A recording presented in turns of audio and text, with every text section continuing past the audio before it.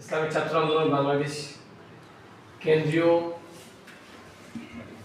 কারিগরি শিক্ষা বিষয়ক সম্পাদক খাইরুল কবির ভাই আমাদের হবিগঞ্জে ঊর্ধ্বতন 3 জনের নাম ঘোষণা করে আহ্বায়ক কমিটি করে গিয়েছিলেন এবং আমাদের সভাপতি, সহসভাপতি এবং সাধারণ সম্পাদক আমাদের সমন্বয় এবং কেন্দ্রের সিদ্ধান্ত,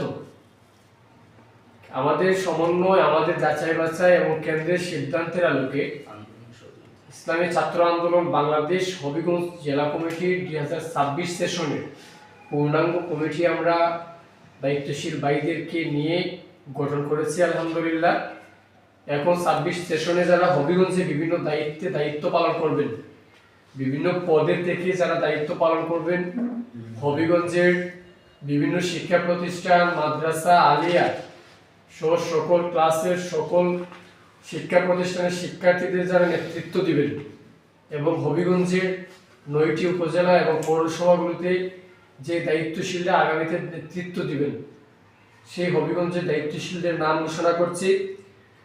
2025 সালের 20 ডিসেম্বর ঊর্ধ্বতন 3 জন দিয়ে কমিটি ঘোষণা করা হয়েছিল।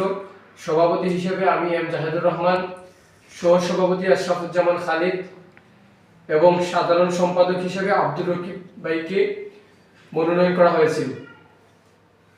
এরপরে সাংগঠনিক সম্পাদক পদে 2026 সেশনে যিনি দায়িত্ব পালন করবেন, ইয়াহিয়া মোহাম্মদ সালমান, আমরা আলহামদুলিল্লাহ বলি। আলহামদুলিল্লাহ। প্রশিক্ষণ সম্পাদকের দায়িত্ব পালন করবেন ইরফান আহমদ। আলহামদুলিল্লাহ। দাওয়া সম্পাদকের দায়িত্ব পালন করবেন শেখ মোহাম্মদ রাজু।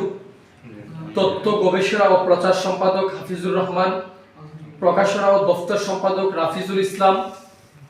অর্থ কল্যাণ সম্পাদক ইসলাম উদ্দিন।